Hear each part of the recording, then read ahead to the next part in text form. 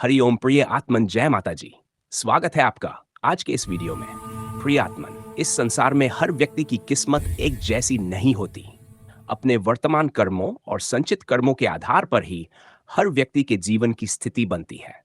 कुछ लोगों का भाग्य इतना प्रबल होता है कि बिना अधिक प्रयास किए ही उन्हें सफलता मिल जाती है। तो वहीं दूसरी ओर कुछ लोगों को पूरी मेहनत के बाद भी उसका आधा ही फल मिलता है और फिर वह व्यक्ति अपने भाग्य को कोसने लगता है। सनातन धर्म के अनुसार किसी भी व्यक्ति का भाग्य उसके वर्तमान और पिछले जन्मों के कर्मों के अनुसार बनता है। यदि किसी ने पूर्व जन्मों में अच्छे कर्म किए हो तो उसे इस जन्म में सब कुछ सहज ही प्राप्त हो जाता है। परंतु यदि वह वर्तमान में शुभ कर्मों का संग्रह नहीं कर रहा है तो शीघ्र ही वह अपनी स्थिति से नीचे गिर सकता है। इसके विपरीत कोई व्यक्ति वर्तमान में तो अच्छे कर्म कर रहा होता है, परंतु पूर्व जन्मों के कर्मों से बने प्रारब्ध के कारण उसे सफलता नहीं मिल पाती। प्रिय आत्मन, जैसे हम अपने जीविकोपार्जन के लिए कर्म करते हैं, उसी प्रकार एक पूर्ण और सफल जीवन के लिए कुछ आध्यात्मिक कर्म भी करने होते हैं। ये भी हमारे जीवन में किए जाने वाले कर्मों की श्रेणी में ही आते हैं। कई लोगों का यह मानना है कि केवल अर्थोपार्जन के लिए किया गया कर्म ही कर्म कहलाता है, परंतु ऐसा नहीं है। हमारे पिछले जन्मों में किए गए कर्मों से हमारे भाग्य का निर्माण होता है और उन्हीं में हुई गलतियों के कारण हमें इस जन्म में अनेक कठिनाइयों का सामना करना पड़ता है। किंतु केवल मानव जीवन में ही यह अवसर प्राप्त होता है कि हम स्वयं में सुधार लाकर उन सभी गलतियों के ढेर को जलाकर अपना कल्याण कर सकें। पिछले जन्म की गलतियों को जान पाना हर किसी के लिए संभव नहीं है, परंतु यदि हम इसी जन्म में अपने अब तक किए गए भूलों का सच्चे मन से पश्चाताप करें तो वे सभी गलतियां ईश्वर द्वारा क्षमा कर दी जाती हैं। ऐसा ईश्वरीय विधान है। और जब आप इस जन्म की गलतियों को समझ लेते हैं तो धीरे धीरे पिछले जन्म की गलतियां भी आपकी समझ में आने लगती हैं। लेकिन इसके लिए आपको ईश्वरमुख होकर अध्यात्म के पथ पर पहला कदम बढ़ाना होगा। और आप यकीन मानिए, यदि आप एक कदम बढ़ाते हैं तो ईश्वरीय शक्ति आपकी ओर दो कदम आगे बढ़ती है। मित्रों, आप भगवान के भजन, भक्ति और मंत्र जाप का संकल्प लेकर उनकी ओर अपने कदम बढ़ा सकते हैं। वैदिक मंत्रों का जाप अत्यंत प्रभावकारी और उत्तम मार्ग है जिससे व्यक्ति इस लोक और परलोक दोनों में सफलता प्राप्त कर सकता है और इसका कोई दुष्परिणाम भी नहीं होता। मंत्रों के अनेक प्रकार होते हैं जिनका वर्णन हम दूसरे वीडियो में करेंगे। फिलहाल इतना जान लीजिए कि मंत्रों में वैदिक मंत्र सबसे अधिक सुरक्षित और कल्याणकारी है।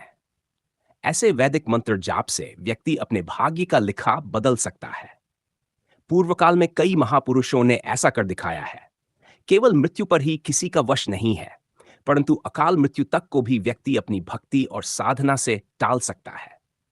तो आज के इस वीडियो में हम एक ऐसे वैदिक मंत्र के बारे में जानेंगे जिसका प्रयोग कर आप अपने जीवन में सब कुछ प्राप्त कर सकते हैं और अपना जीवन सुखी तथा समृद्ध बना सकते हैं। आप ध्यानपूर्वक इस वीडियो को देखें, सुने और समझें। साथ ही लाइक और शेयर अवश्य करें। और यदि आप इस चैनल पर पहली बार आए हैं तो चैनल को सब्सक्राइब करना न भूलें, क्योंकि इस चैनल पर ऐसे ही ज्ञानवर्धक और जीवनोपयोगी वीडियो मिलते रहते हैं। तो चलिए जानते हैं उस एक मंत्र के बारे में। प्रियात्मन, मंत्रों में अपार शक्ति होती है, इसीलिए भगवान की आराधना में मंत्र जाप को सर्वाधिक महत्व दिया गया है। हर देवी देवता के लिए अलग अलग मंत्र हैं जिनका जाप करने से वे प्रसन्न होकर कृपा बरसाते हैं।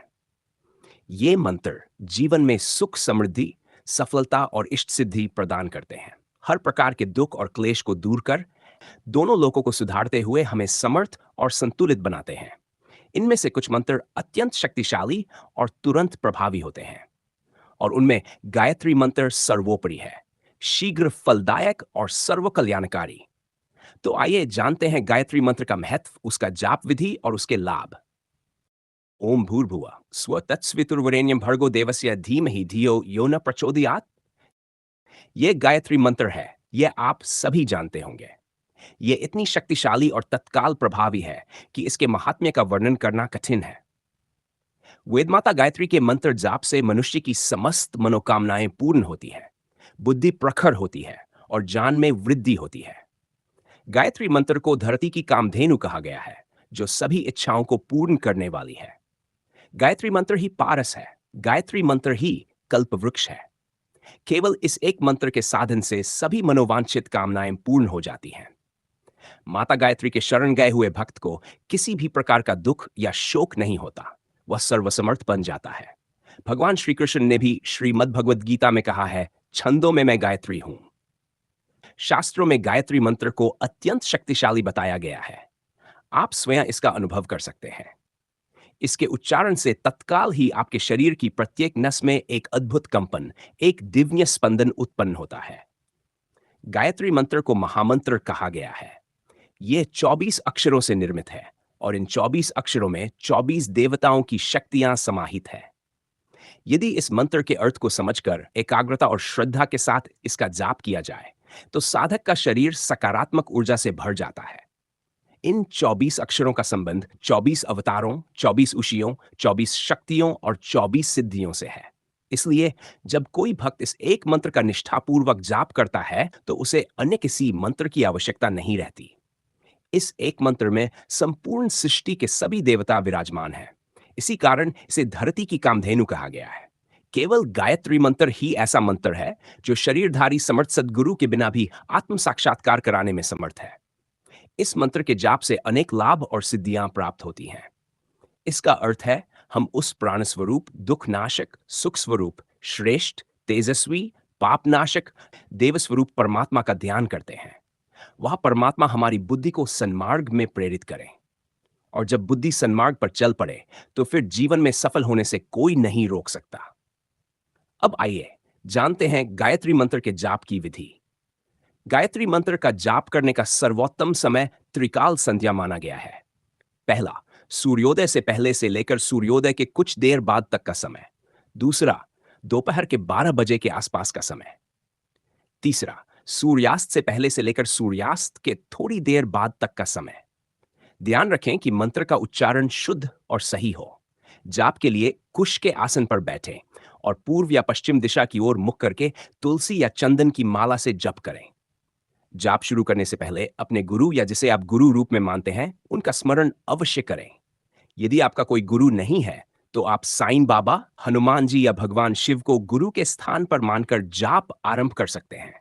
इस पथ पर कुछ दूर चलने के बाद स्वयं भगवान किसी न किसी रूप में आपके गुरु बनकर प्रकट होंगे। इसके अतिरिक्त आप मानसिक जाप कहीं भी, किसी भी अवस्था में कर सकते हैं। मानसिक जाप पर कोई बंधन नहीं होता। इसमें न तो आपके होंठ हिलने चाहिए, न ही आवाज निकलनी चाहिए।